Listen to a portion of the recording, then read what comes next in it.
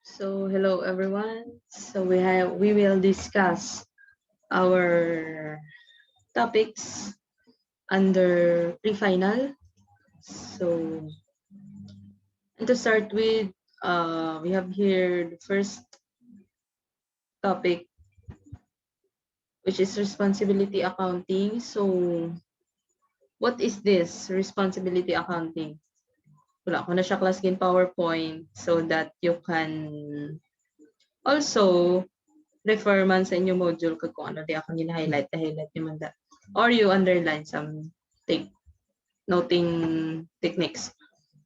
An accounting information system and a managerial control device that involves identifying responsibility center with the corresponding objectives. So we will later on know what are these responsibility centers. And second, developing measures of achievement of such objectives. And third, preparing or analyzing reports of such measures by the responsibility centers. So first, what is this responsibility center? So a subunit of an organization such as a department, a division, plant, business process, or any segment whose manager has authority over and is responsible and accountable for a specific or defined group of activities. If later on you will be employed, for example, nabutang ka sa production, so there will be production manager. If ara ka naman niya sa admin side, may admin manager. If may manufacturing manager, marketing manager, and every department is considered as a responsibility center. Kung sino na ang manager tira, sa sina nga responsibility center, siya man ang responsible sa sina nga department. Okay? So muna sa class.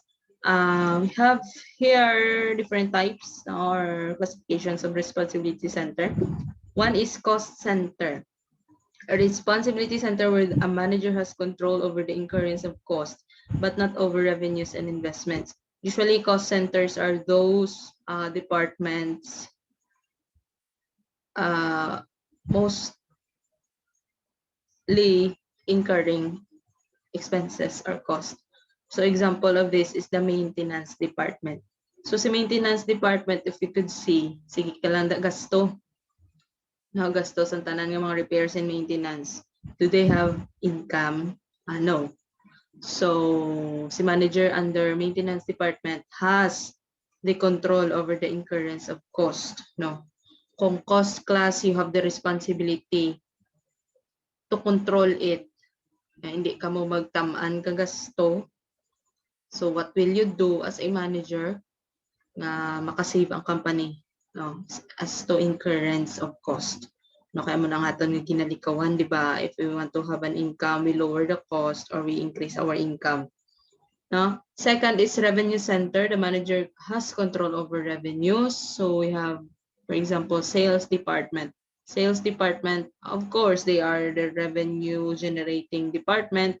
So manager under sales department has the authority or control over the revenues of that certain department. So he has an authority or control as to how to increase sales, no? With that type of center. Profit center, the manager has control over both cost and revenues. That department incurs revenues and also incurs cost.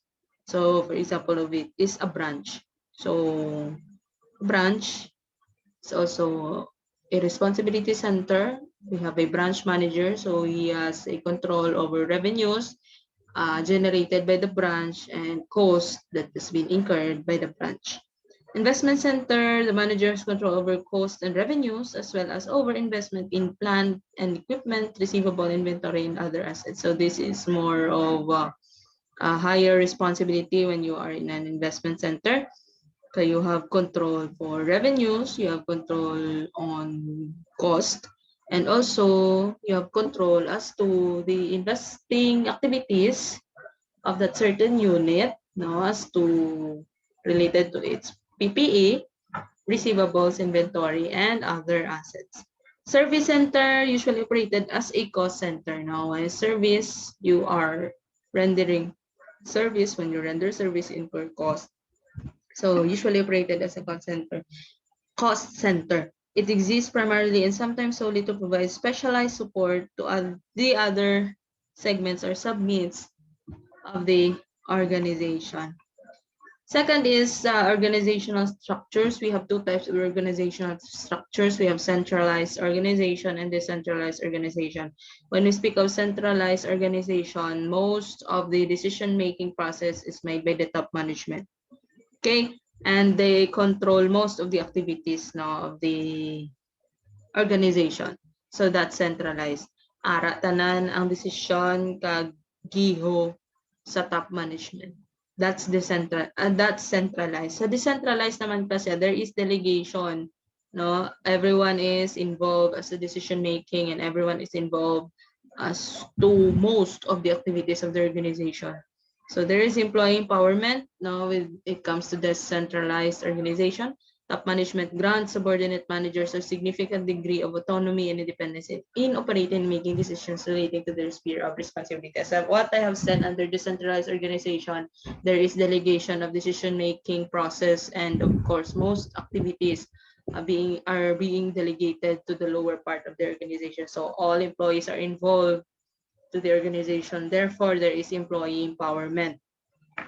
So a responsibility accounting system works best in a decentralized organization. Kay nga class, when we speak of top management, it consists of the board of directors, the president, the vice presidents, they are the top management. The managers, sila ni class ang ginadelegate tan sang responsibilities. So, di ba sa responsibility center, each responsibility center, each department, each unit, no, or each branch. The managers of each of these centers as the one who has the authority and control over their department.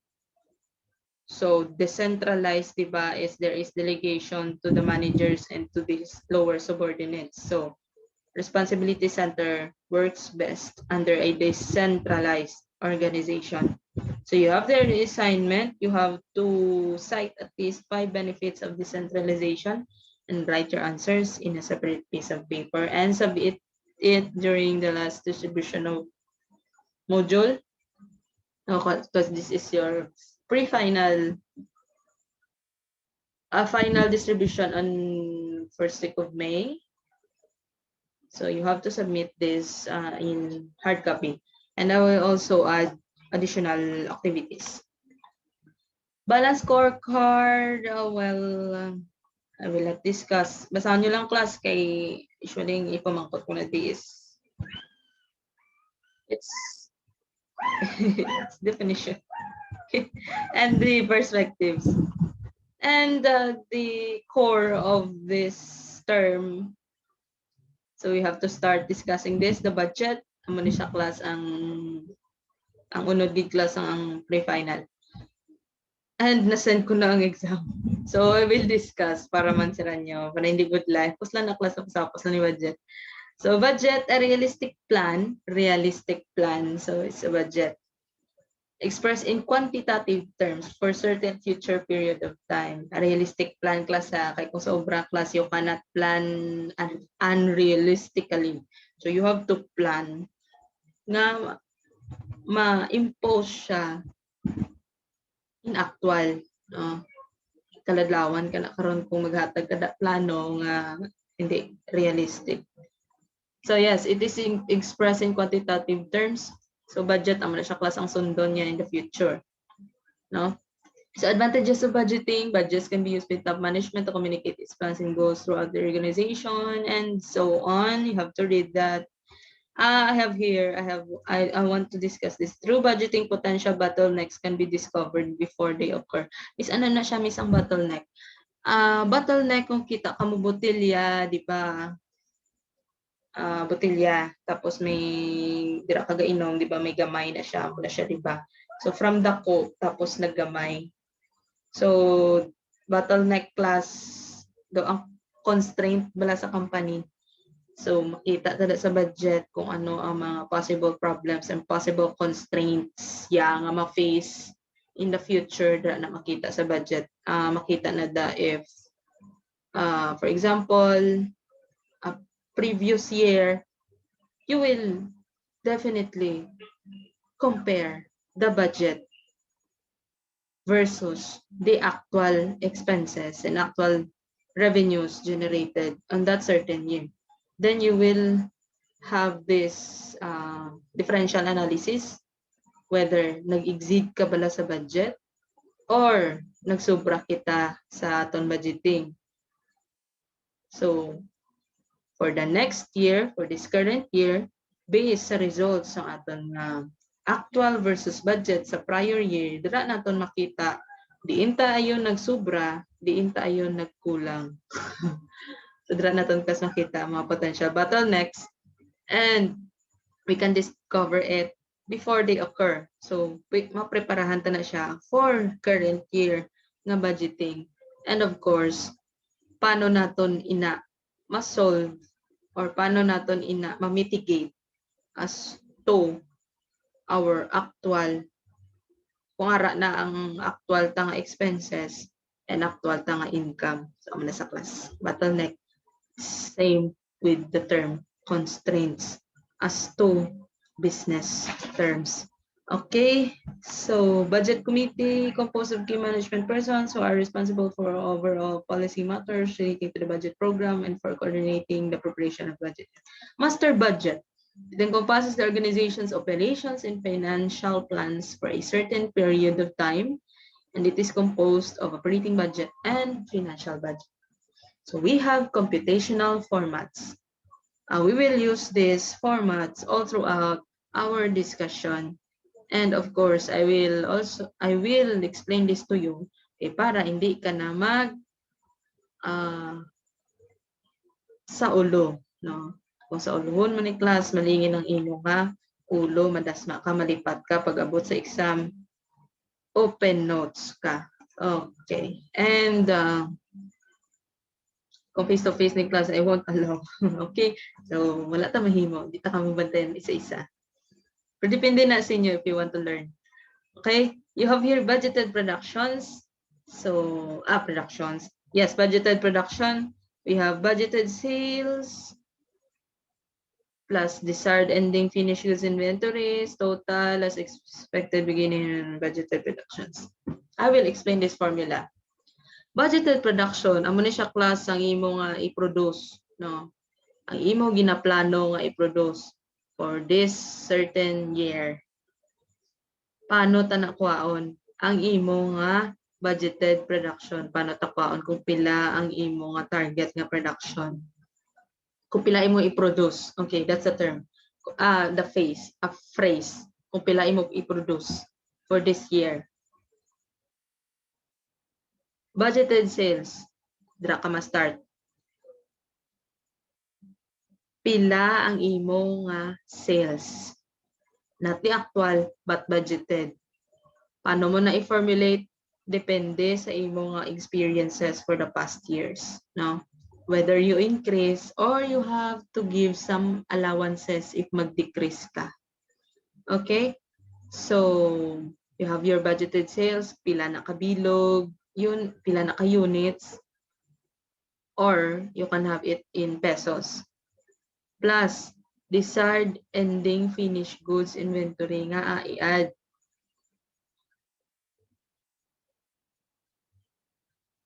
I-add mo na sa class kaya nga abilin mo na siya, di ba, at the end of the year. Pero budgeted class budgeted mo na ang bilin. Bilin mo na. So idugang mo na sa imo nga ibaligya. Tapos sama sa i-less mo ang beginning finished goods inventory. How would I explain this simpler to you? Okay. Beginning inventory mo, di ba? Ari class, new share. New share ko black class, new share. Explain ko na yun sa inyo, class. Are, class.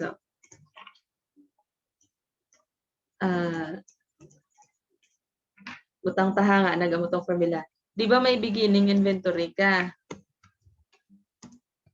Tapos, you will know kung ano ni siya nga formula, ang formula akong ginbutang. Beginning inventory. Add mo imo production plus production. Production mo lang imo ginhimo. Total goods available for sale. Hope you would recall this formula. Pero class production na akong ginagamit nga terma. Less ending inventory equals cost of goods sold. This is the COGS formula, class. Ibala you have beginning inventory. Panugod mo nga inventory. Nag-produce ka, gidugang mo na sa inventory. Total mo total goods available for sale. Production mo plus beginning inventory, ang total sina is your goods na pwede mo ibaligya. Goods nga available sa pagbaligya. Less mo imo ending inventory, at the end of the year, may bilin kang inventory, wala na baligya, ibuhin mo na to sa kabilugan mo na produce kung sa imo beginning inventory, ang bilin sina cost of goods sold. Amo na sa class, ang imo na baligya, ang cost of goods sold. Ang cost, sang ato na sa customer. Okay? Are. Kay ang iya formula, budgeted sales. Explain ko gini class para hindi ka mo yung class mag sa ulo. Dayon nagambal siya add ending inventory. Ano to? Desired ending inventory.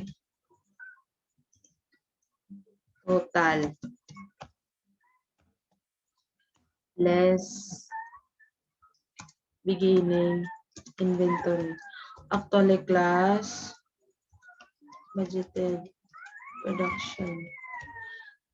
Actually class, reconstruct lang ni ang COGS formula.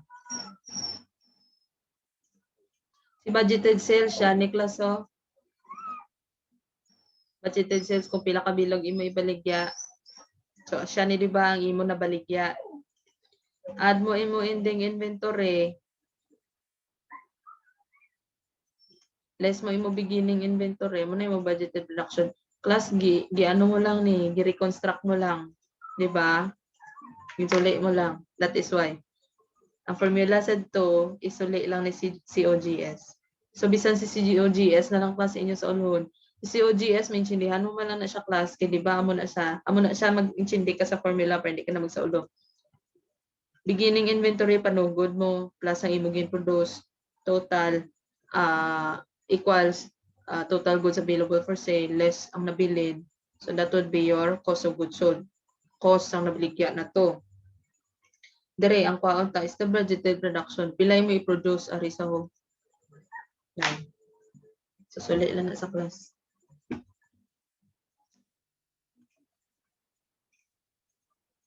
So nagsaulok kita wala. Are mo man.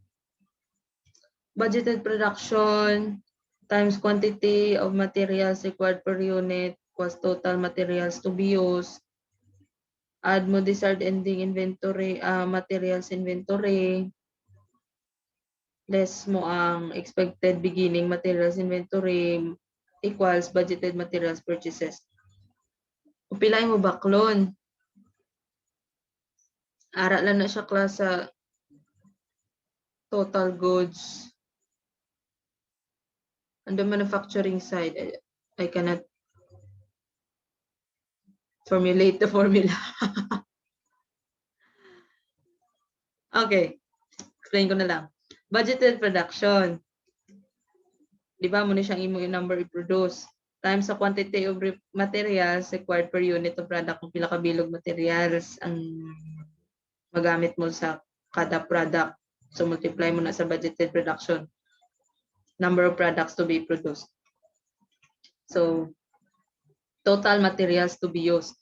Total materials to be used plus mo imo ending inventory ang nabilin, di ba nagamit ng gamiton sa production, manihit ba sa total materials nga gamiton nimo sa production plus imo ending inventory ang nabilin tapos i-less nimo ang beginning, ang bilin niya is kung pila ka bilog imo ibaligya. Share ko nila yung share. Sige man na gyapon class. Oh. Iba ang balya budgeted materials to be used. Butangan ta X para namian kagid magbutang X. Tapos add ka ending inventory. Add. Imatay pagit ko ya.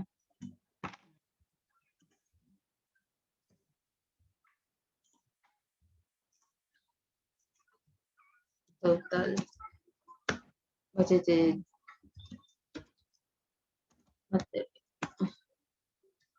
materials to be purchased. Okay. Tangta X.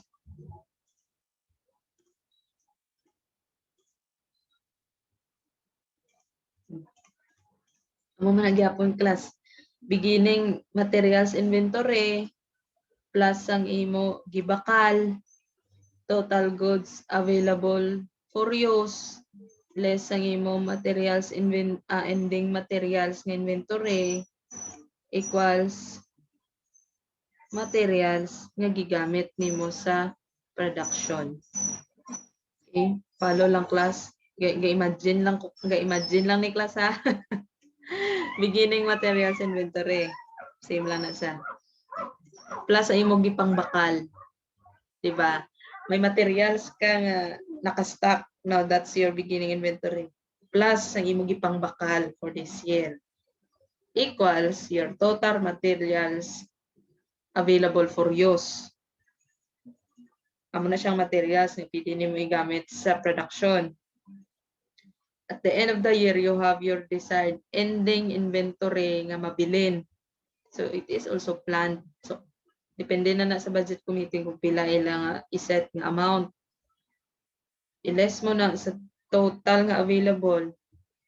That would be ang bilin, ang materials nga gigamit sa production. Ang nabutang na sa production. Amo na siya class ang dire. So ang aton nga formula sa aton nga for purchase, by the way class sa budget, kung makita ninyo purchase ang na term. When it comes to budget, we have most of it, all of it, majority of it, cash transaction. Okay. Iga-budget kita cash. Okay? So muna sa. Hope you understand the formula. Okay, tani. Naintindihan niyo class. Okay, same man lang, budgeted merchandise purchases. Same man gyapon ang iya nga thought. Cash budget. Okay, cash budget. Very easy. Cash balance beginning plus ang imo receipts, no? Less disbursements. No?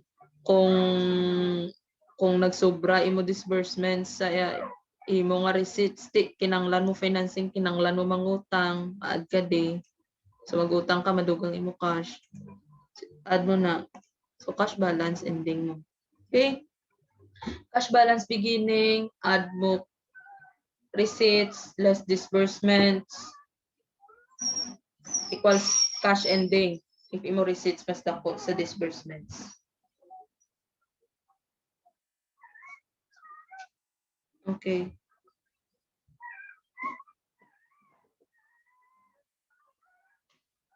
So we have here an example. Okay. Citadel Company prepared the following figures for its only product as a basis for its 21 budget. So budgeted sales 240,000 units, selling price is 5 pesos, required materials for product 2 pieces, and so on. Compute the budgeted peso amount of materials purchases. You have budgeted sales, gamiton to class ang aton formula class ha. Budgeted sales mo is 240,000 units. Add mo imo finished goods ending inventory, pila? Given na class, 18,000, ari sa class. So 258,000. Less mo finished goods beginning inventory, 15,000 given man na class. So you have budgeted production of 243,000 units. Budgeted production,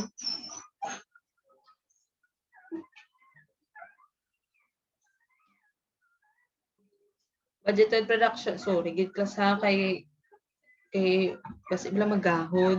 I want you to focus. Anyway, pamati lang sa akong tingog. Budgeted production to iba 240,000 units.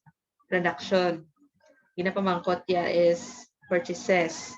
So usually gina-combine ni sila nga duha, si production kag si purchases. Kayo cannot identify man sa imo material purchases kung di nimo mobalaan pila imo i-produce. That is why gina-combine ni sila nga duha. Diba, you already know your budgeted production.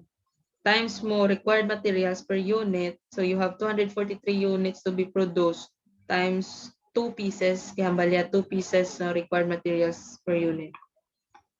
So you have 486,000 to be used, no? For that certain production, if add imo ending inventory sa imo materials, that would be 24,000 pieces. So you have a total of 510 less nimo raw materials beginning inventory 20,000. So you have budgeted purchases of 490,000 pieces. Kaya ginapamangkot ya is budgeted peso. You have here 490,000 pieces times ang imo purchase price per piece of 3 pesos. So you have budgeted peso amount of materials of 1.4 million. Excuse me, class.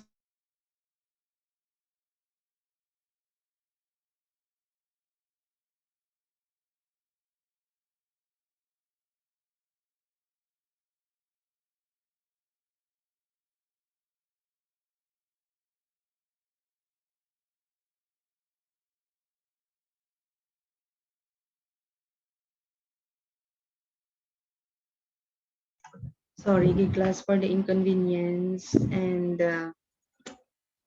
yeah, it's wala ko na class in-edit, so this is a raw video. If I don't know how to edit videos, so I hope you would understand the interruptions. So amo to sa class ha. You have to identify first your budgeted production kung pila ka bilog. Then you have from there you can identify ang imo materials purchases kung pila ka bilog. Kag given man ang purchase price no per unit kay ginapamangkot ya is budgeted peso amount of material purchases. So pila imo gastuhon for your materials purchases. Okay? With this, no, given man class. Okay, so you have total budgeted manufacturing cost. So you have here budgeted production, diba, is 243,000. Diba, class, manufacturing cost consists of your direct materials, direct labor, and manufacturing overhead. Tatlo na sila, class ha. Direct materials, direct labor, and manufacturing overhead. So, pwede ta na makompute si manufacturing cost. So, you have here 243, di ba? Ang imong budgeted production. Balik ta de. Materials mo, 243,000 units times 2 pieces. Kaya di ba 2 pieces ang required to produce 1 unit. So, 2 pieces times 3 pesos. No? Na purchase price ang sininga material. So you have to expense 1.4 million, 1,458,000. Labor mo, 243,000 units, din mo naging kwa ang 1,000, hari klaso. Oy, di niya na ako 1,000. 240 materials, the purchase price, direct, ariyo. Okay, direct labor hours per 1,000 units of product. So, hambalya, for every 1,000 units, 60 hours ang magamit mo. And ang rate sang per hour is 30. Ang iya is ano na danay, i-divide na yung 1,000 kay di ba ang rate niya is for every 1,000 60 hours. Okay? So 243,000 divided by 1,000 times 60 hours times 30. No, para makuha ta ang total tanga labor cost. Okay? Si variable factory overhead, say man na siya grapon class as to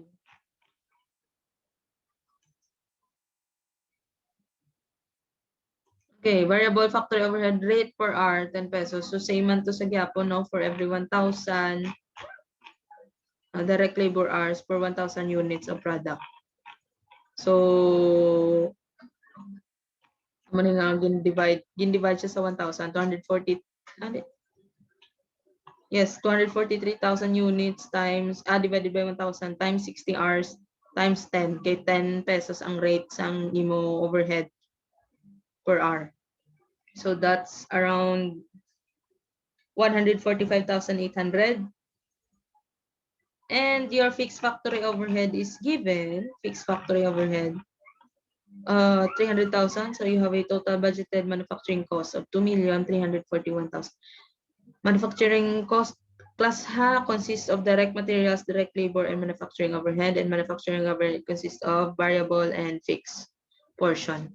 Okay. Areho. Explain ko sa inyo. This is quite long. Yes, this is quite long. Kabay pa class nga, hindi lang magahod mayo ang means okay class. Okay, discuss ko lang ng one problem then on Tuesday I will add another one. Okay. You have here Nido company has just prepared its master budget for the year 2021. Some of the information used in the preparation of such budget is as follows. So budgeted sales for January, February, March, April, May, June are these amounts. Amo na iya nga budgeted sales in pesos. 20% of total sales is cash sales. So ang sales, we can have it in cash or part of it is ginutang. So cash or accounts receivable. So diri hambalya 20% kuno of total sales is cash sales. So 80% therefore is accounts receivable, giutang sa mga customer. So the collection patterns for the sales on credit is as follows. Ambalya, gabaya aton accounts ga-collect ita ang AR 30% in the month of sale. Meaning sini class 30% sang accounts receivable sang nag-accounts receivable sa aton nga sales is collected in the month of sale. 40% in the month after the month of sale. So 40% of AR of this current month is collected next month. And 25% of our AR for this month is collected after 2 months, no? Second month after the month of sale. So kung i-total natin 30, 70, 95. So we have 30 plus 40, 70 plus 25, that's 95. So we have 5% nga wala na to na collect. Okay? So Nido company, so okay na class, amo na sa klasa. Again, di ba we have sales? Ang sales naton natunga sa cash sales kag credit sales. Aton credit sales amo ni sa class ang iyang collection pattern. Sa aton credit sales, 30% aton makollect in the month of sale, 40% is collected next month, and 25% is collected next month. Okay? Sa aton nga AR. 3. Nido company's gross margin rate is 60% of sales. So aton GM rate is 60%. Therefore, pila aton nga contribution margin, if you could formulate, that's around 40%. So accounts payable arising from merchandise purchases is paid for in the month following the purchase. Are class. AP ko no, arising from merchandise purchases is paid for in the month following the purchase. Next month, patagabayad sa aton purchases yung gina-incur naton for this current month. Okay? The company's desires an inventory at the end of each month equal to 30% of the next month's sales in units. Desire kita ending inventory of each month equivalent to 30% of the next month's sales in units. Our ending inventory is 30% of next month's sale. Okay? Yes. The variable operating expenses other than cost of goods sold are 10% of sales and are paid for in the month following the sale. Variable operating expenses are 10% of sales, of current sales, and are paid for in the month following the sale. Our variable expenses is 10% of our current sales, and we pay for it next month. Okay? Muna sa class ang iyag buot silingon. Then annual fixed operating expenses are as follows. Annual ni class ha, annual. Depreciation, advertising, insurance, salaries, property taxes. All of the fixed operating expenses are incurred uniformly throughout the year. Cash fixed operating expenses are paid in the month of incurrence. Ginabayaran, gabayad kita fixed operating expenses in the month of incurrence. Kung saan siya na-incur. Except for insurance. Insurance, gabayad kita quarterly in January, April, and July. Take note of that. Nagabayad kita insurance in January, April, and July. Property taxes, this is paid twice a year in April and October. Take note of these dates. So compute the following. Budgeted cash collections in March for sales made in March only. The budgeted cash receipts for the month of April, budgeted purchases of merchandise, and so on. Number 1.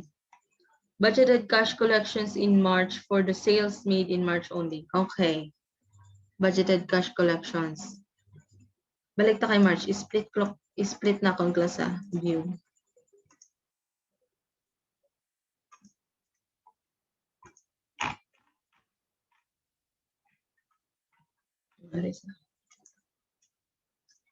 Okay.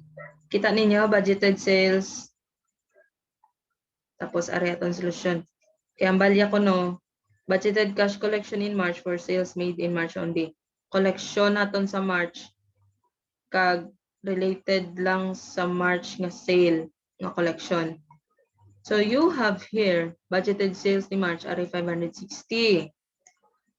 20% of it is cash sales. Your cash sales is 112,000. That's 560 times 20%. So collection of credit sales in March, diba hambal naton 30% kuno of our AR. Sa sinibing nga bulan naton nga sale is collected in the month of sale. So 560 times 80% din tani gikuha. 80% by aton AR every month sa aton nga sales. Kaya 20% is cash sales. So 80% is credit sales. So 560 times 80 times 30%. Kaya naghambal to diba nga third collection patterns. We collect 30% of our accounts of our credit sales in the month of sale. So that's around 134,400. So we have a total receipts for March related to our March sales of 246,400. Kay class lain at class ang answer ta. If ang question is Pila atong cash receipts for the month of March nga makolek pa ta na 40% ni Feb. 40% sang 80% ni Feb. Kag 25% ni 80% ni January. Di ba? Areho, 80% ni January is credit sales. 30% is collected in the month of sale sa ER, 40% in the month following of sale. So 40% dire is makolek sa Feb and 25% dire nga credit sales is makolek ni March. So may 25% pa na day dayon. Sales ni Feb may 40% pa din nga makolek kay March related sa credit sales ni Feb. Kaya sa kaso. Nan.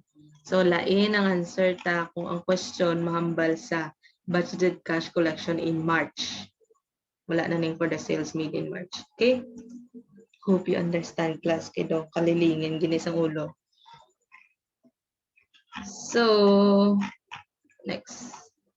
Budgeted cash receipts for the month of April, budgeted purchases of merchandise for Feb. Ariho. Natingob na ni sa class sa tanan-tanan. Budgeted cash receipts for the month of April. May share class ang ginamin ko, no? So meaning may naari na di, okay, I will explain. Budgeted purchases, budgeted cash disbursement for operating expenses during month. Okay. Let's go here.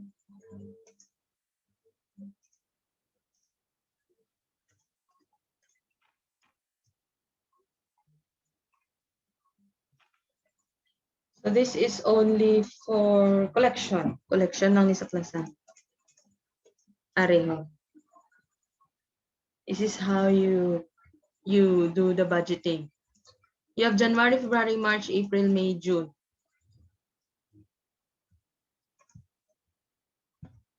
Hindi siya masaylo. I will remove this.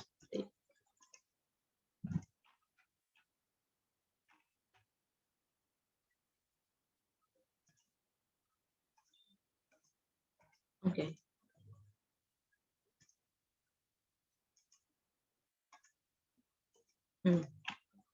So, are 480,000, 520, 560, 500, 576, 40. We'll get the cash sales. Kaya na-receive na ni class. So, 20% of 480 is 96. 104 for Feb, 112 for March, 100 for April, 115.2 for May, and 128 for June.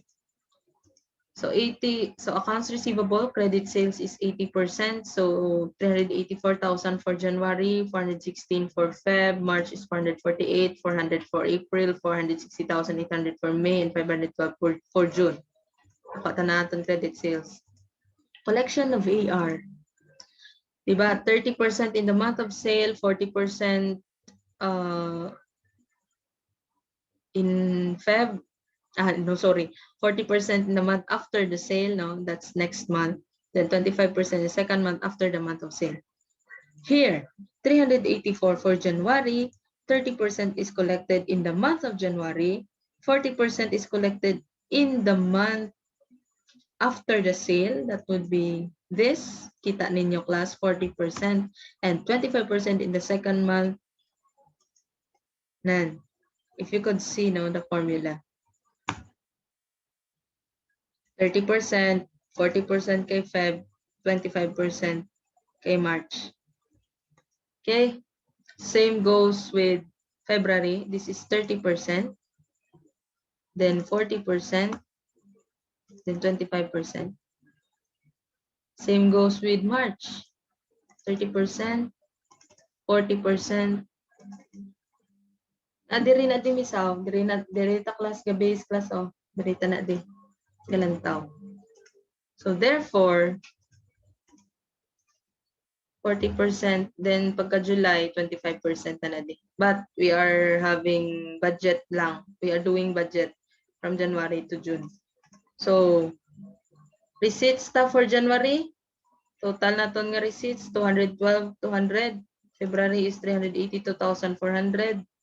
508,000 for March, 503,200 for April, 525,000 for 40 for May, and 565,920 for June. Okay, so we have answered the question niya. Budgeted cash receipts for the month of April, that would be 503,200. Then, okay, split ko na lang liwat. Number 3 question. It's the budgeted purchases of merchandise for February. Okay, purchases of merchandise. So, budgeted purchases, diba to class? Diba? May harap na to formula. No, naintindihan nyo naman. I hope so. No, even though hindi na ta memorize. So, you have here cost of goods sold. Muna siya class ang inyong tama to ba ko ginsuli lang ang formula. February, that's 520,000. Paano ta na siya class nakuha? Class, ari class ho. Nan. So, si sales less COGS equals gross margin. So, 40%, 60% si gross margin rate, that's your income. Therefore, 40% is your cost of goods sold. So, 520,000 for Feb. Diba sales mo na 40% of it is your cost of goods sold. So, that's 208,000. Dayon, ending inventory mo, diba, is the company desires an inventory at the end of each month. 30% of the next month's sales in units. 30% of next month. Okay, so ending inventory is 560. 560 is your March sales. Di ba? Balya 30% of next month's sales in units. But the rea is pesos man ang ginapamangkot. So we have to use the pesos. Same man na siya. 30% of next month's sales. So 560,000 times 30% times 40%. Kay inventory ni class, hindi ni sales class ha. No? So 40% ang atong gigamit. Gina-times natin sa 40% always. No, kay this is not sales. Purchases ni class. So 560, this is your sales. Kay sales, ang given nga data ni March times 40% nga COGS rate mo, cost of goods sold rate mo, times 30% nga desired percentage. Areo. Nan. So 67,200 is your ending inventory. Total of 275,200 less. Beginning inventory mo is, beginning inventory mo, you have to use your current sales. Nga si beginning inventory is the ending inventory of previous month. Diba si ending inventory is 30% of next month's sale. So, if ending inventory ni January, therefore, ending inventory ni if this is your beginning inventory of February, this is the ending inventory of January. Kaya carry over man class. Ending inventory in January. Therefore, pag February, beginning inventory mo na sa. Okay? So, balik ta ka January, 30% of next month's sale is your desired ending inventory. Therefore, we use the 520,000 sales of Feb times 30% times 40% COGS rate. That's your beginning inventory. Okay? Nalibog ng ulo. Watch this video all over again if you need class ko intindi. So you have here your budgeted purchases during Feb of 212,800. Okay, so madugo gid man class ang budgeting, promise. Bisan budget sa eskwelahan, promise. Biglay. Sorry. Okay na. Number 3. Number 4, budgeted cash disbursements for operating expenses lang class during the month of April. Okay. You have here, go back here, dali na di ayun. Yes, okay, fixed cost. Fixed cost, di ba, Hambalya? All of the fixed operating expenses are incurred uniformly throughout the year. Uniformly throughout the year, we are using 12 months. Cash fixed operating expenses are paid in the month of incurrence, except for. So depreciation and cash ni class, ignore. Advertising, of course, you have, what? Dini nako si 336 na naman class. Wait, I have to check.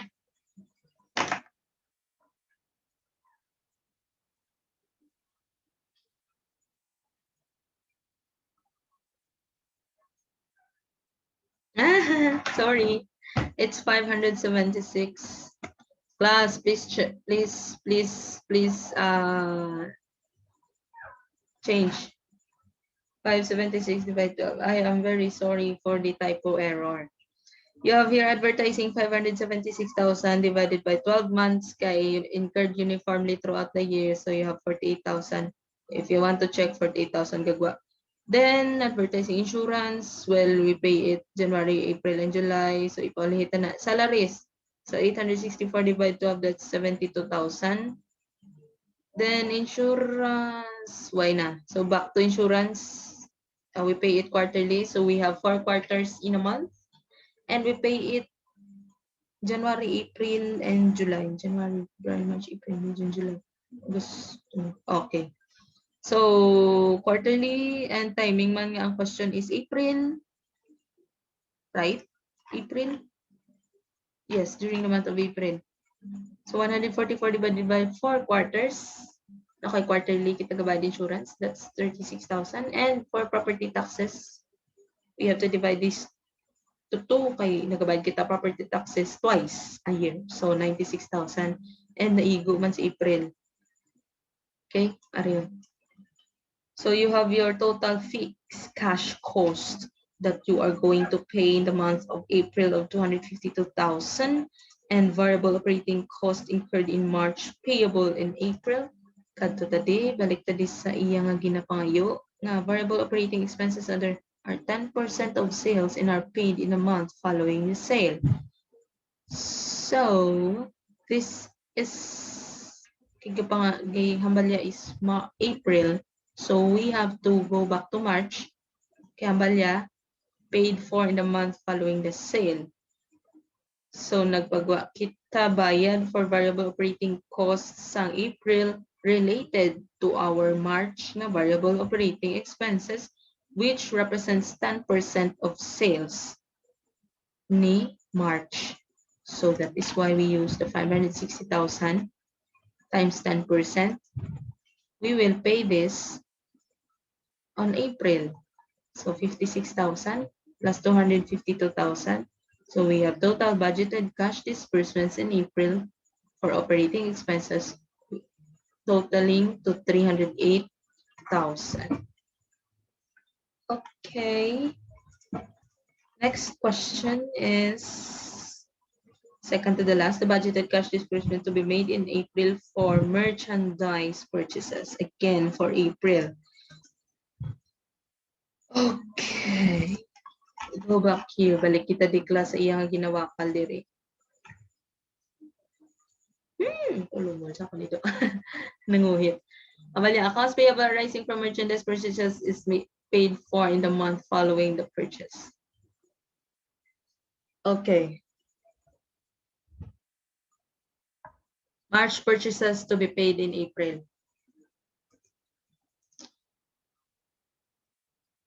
Kaya accounts payable, amalya man, accounts payable arising from merchandise purchases is paid for in the month following the purchase. So kay pumangkot siya April, nagbayad siya April, therefore related sa purchases ni March, no? So mo na gamit kita cost of goods sold ni March. This is 560,000 times 40% plus ending inventory ni Sinobe, ni Feb, ni April. Ending inventory, kasi subong na, ending inventory ni April. So 500,000 times 40% ng COGS rate kay sales man ni class. Now, same man ito kagina sa baba, explain ko. times 30% kay desired ending inventory niya is 30% in sales. So 60%. 60%, 60,000 total, 284,000. Less beginning inventory. This is for the month of Feb.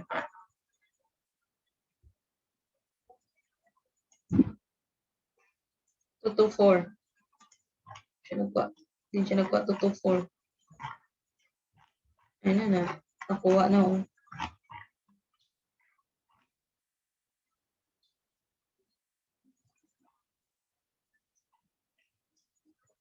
Okay, oh. Ay, hindi. Same na. Kailang i-class. So, yun ako. Plus 12 na. Less beginning inventories. This 224 times. Okay, gidiritso. Diba, ano ni? March purchases paid. So, Feb. I have to go back to Feb. 520 times 0.4. Oh. 4 divided by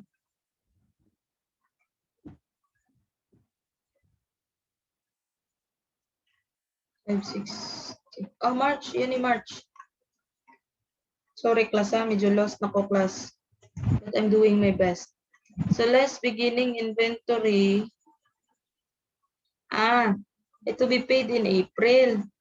Beginning inventory is, this is ending inventory ni Feb. So, gamiton ta ang figure ni March. So, 560 times 40%, that's 224.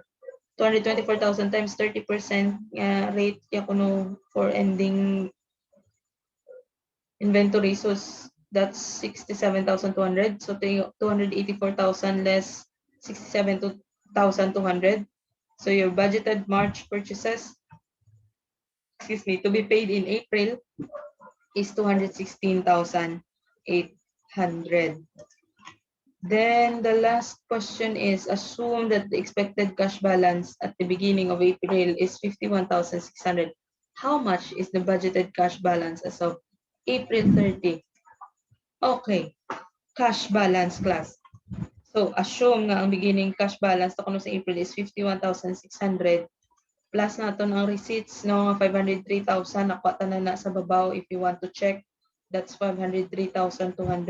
So you have a total cash available for the month of April with a total of 554,800 less merchandise purchases nakuha na sa babaw 216,800 and operating expenses of 308,000 nakuha naman na sa babaw. So you have a total disbursement of 524,800. So you have a budgeted cash balance for the month of April amounting to 30,000. I want to check if sa class. Hindi. Okay, so let's meditate on this video. Yeah, we need to.